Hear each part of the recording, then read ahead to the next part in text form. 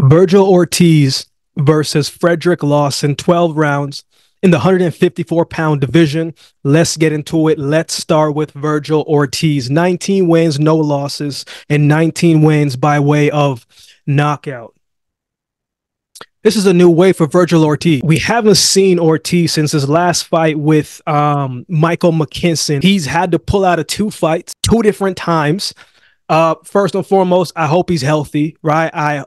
We know he's been battling with some health stuff, some health complications. He passed out in training, stuff that we've read. I'm not in the camp, so I'm only going based off what I have read, but I hope that he's healthy, right? I hope everything is on the up and up.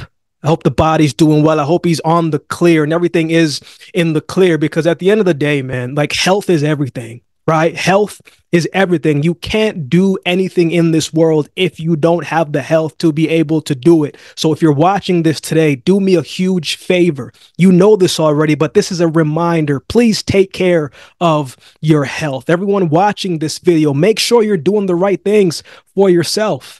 Right? Take care of your physical, mental, spiritual health as best as you can, because you matter and you have to know that, and you cannot forget about you. Now, it's good to see Ortiz back in the ring, man. It's good to see him back into the ring. I've been watching some training videos. He's been looking good. He's been looking like his old self, speaking confidently like his old self, because in his last 3 fights, man, he's put on some nice wins on his resume. We're talking about he stopped Maurice Hooker in 7 rounds in 2021. That same year, he fought Kevin Velasquez in the same year, and the following year after that, Michael McKinson. The thing with Ortiz is that he doesn't look like, he's not this intimidating figure, not this intimidating guy.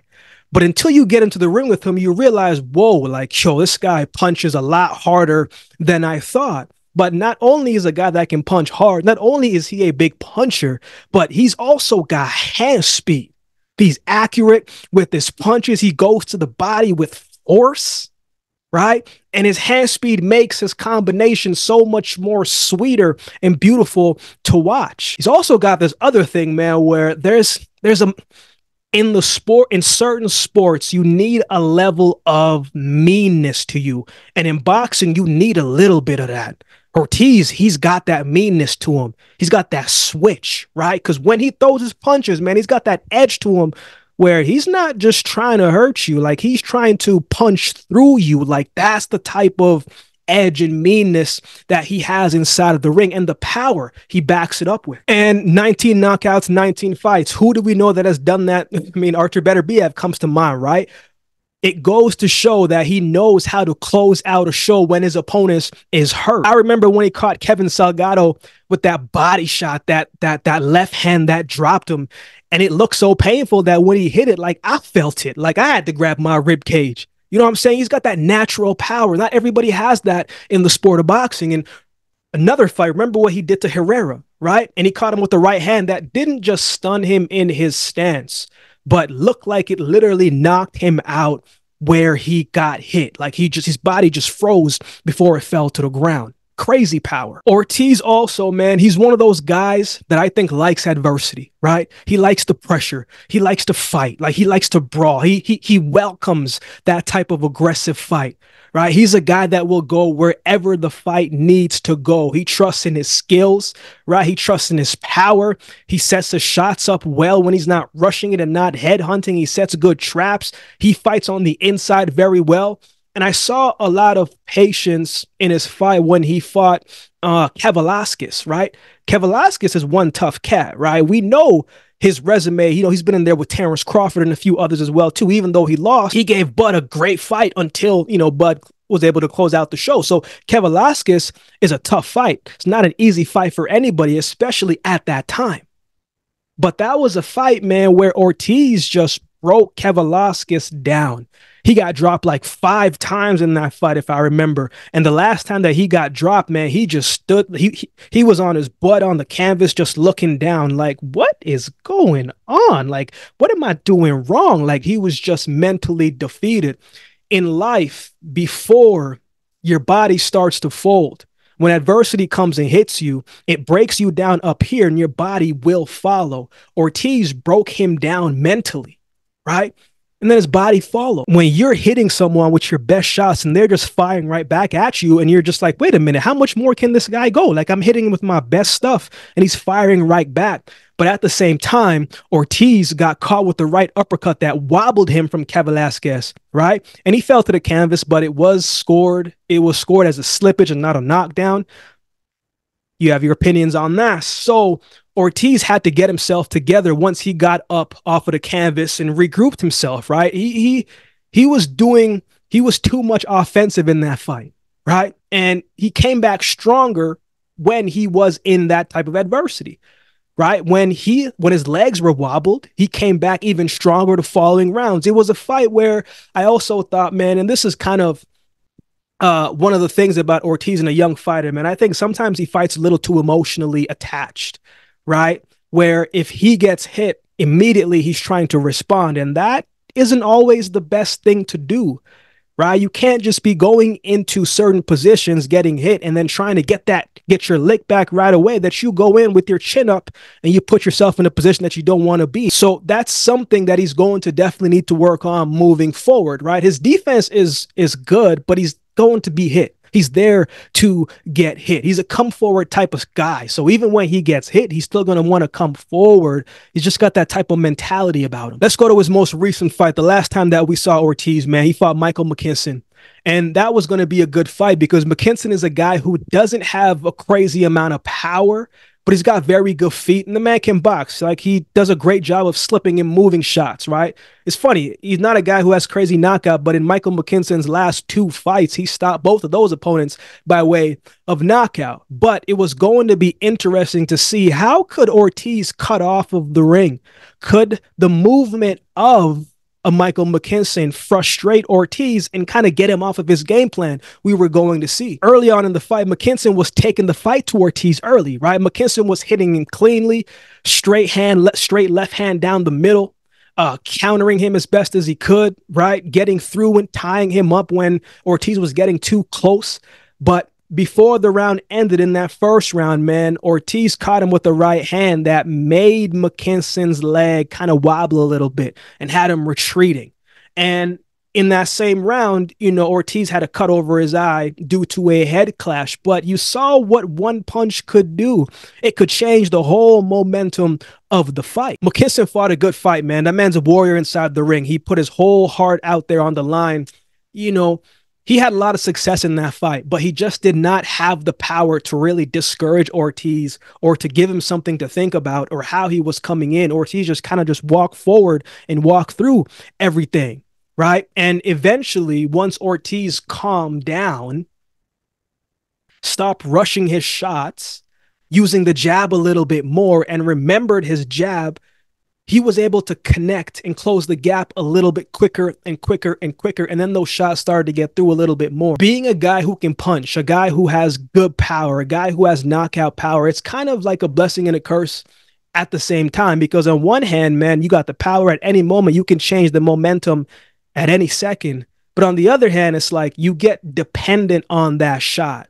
And I felt like that fight probably could have been over a little sooner if Ortiz just wasn't headhunting as much, and he was using his jab, and he was coming in patiently and strategically and setting up his shots a little bit better. But you can tell that he wanted to make a statement, man. He's been out of the ring from that fight. It was like a year, right? So he was probably a little over anxious, a little over excited to get back in there. But I thought if he would have slowed things down, man, he would have been able to really do damage a lot sooner, because when he was closing the gap and was close to McKinson, man, he was touching him up good. McKinson was bruised up, man. So when he caught him in the 8th round on the ropes, caught him stationary, right? You could see once Ortiz caught McKinson stationary, you know the barrage of shots was going to come. And you know every single shot that landed was going to do damage, and it was going to make an impact. And eventually, McKinson couldn't take it anymore. I think he hurt his foot or something, because his corner threw in the towel and they stopped the fight, man. But it was good, because McKinson would have been in damage, especially you can't be on one leg fighting a guy like Ortiz, man. He's just too much for that. So I thought it was a very good stoppage by his corner. They probably added a couple more years to his career. But man, Ortiz is one of my favorites, man. He's exciting to watch, But at the same time, we're not sure what type of shape he's going to be in, right? We know the physical skills and talents that he has and he has possesses, but we haven't seen my man we haven't seen my man in a while. And so you're not sure how the ring rust is going to play the part. You could see McKinson, it was kind of playing to his advantage early in the fight because he was more active and Ortiz wasn't. So it's going to be interesting to see how long it takes Ortiz to get started. Maybe he comes in a little bit rusty and maybe not the greatest performance, or maybe he comes in and we see we see Ortiz of old, maybe even more power since he's able to be in a bigger division now. Right. So we'll see on the night, but I'm expecting a great performance by Ortiz, man. Again, it's just good to see him back in the ring, man. So I'm looking forward to seeing it. But let's talk about his opponent, Fredrick Lawson. 30 wins, 3 losses, 23 wins by way of knockout. Lawson is more of a 147-pounder who is a guy that kind of moves up and down to 154. He's fought a couple times at 154. I think this is a good opponent for Ortiz in the new division. Lawson's a tough cat, man. He can punch. He's got good power, right? He can fight on the inside a little bit. And if you underestimate him, man, he's got the type of skill to be able to make you pay for that. He's a little quicker counter puncher than people think. He's got a little bit more power than people think. He does a good job of using his jab, but it's not a consistent jab. But it's a nice, snappy, stiff jab, but he's just not consistent with it. Sometimes he hangs on the ropes a little longer than he needs to, and because of that, gets himself in trouble. But I think he's got a lot of heart, though, man. I think he shows a lot of determinations in his fight. In his most recent fight, he fought Esteban Villalobos, I think is how you say it. I could be wrong. Correct me if I'm wrong in that. But I thought he fought a pretty good fight, man. I thought he was able to stand in the pocket, trade shots a little bit more. He was hanging on the ropes, but he was actually countering pretty well as well in that fight. But at the same time, Villalobos, man, he responded and came on strong, very good towards the end of that fight. And I was a little bit worried about Lawson because he was backing up, fighting off the back foot. And he was getting touched up with the looping shots, looping rights, straight hand rights, and his hands was down as he was fighting off the back foot. Now, he would go on to win a unanimous decision victory, but man, I was a little bit worried for my man. Didn't like what I saw towards the latter half of the fight because he looked exhausted as well, too. I think Lawson is a good fighter, but I think I don't think he has enough tools in his bag to be able to keep up with Ortiz for 12 rounds, man. Ortiz can get caught. Yes, his defense is good, but it's not a great defense. And if you can frustrate him, man, there's a good chance you can disrupt some of the work that he's trying to do and the success that he wants to have. But Lawson, I think he gets hit too often as well, too, man. And Ortiz knows how to return fire at will in a second with power, with snap. And he's going to put a little extra on every single shot. So who wins? I think Vergil Ortiz comes back and stops Lawson within 5 rounds. I don't think Lawson has enough power, enough movement, and good enough defense to be able to evade and to keep up with Ortiz. I think it's a short night. I will be surprised if this fight goes 8, 9 rounds, honestly, in my opinion. I like Vergil Ortiz by stoppage. What are your thoughts on this fight? Who do you have winning this one? Let me know in the comment section below. If you'd like to support the channel, there's a couple ways you can do so. You can like, comment, share, and subscribe to the channel. If you'd like to support by way of donation, you can find options in the description below. Also, my Cash App handle will be on screen as well. Any amount goes towards the growth of this channel and will be greatly, greatly appreciated. Shout out to everybody that continues to like, comment, share, and subscribe to the channel, man. I appreciate each of you. I don't always get to do all the suggested videos you guys suggest in the comment section below, but if you become a member, those suggested videos rise to the top, and I will do my best to get those done for you. Or if you'd like to become a member, just to support the channel and show love, that would be greatly appreciated as well. We got some new badges on deck. All the members, you should be seeing them right now. So with all that being said, if you've been watching the video this long, do me a favor and subscribe to the channel, and we'll definitely see you next time.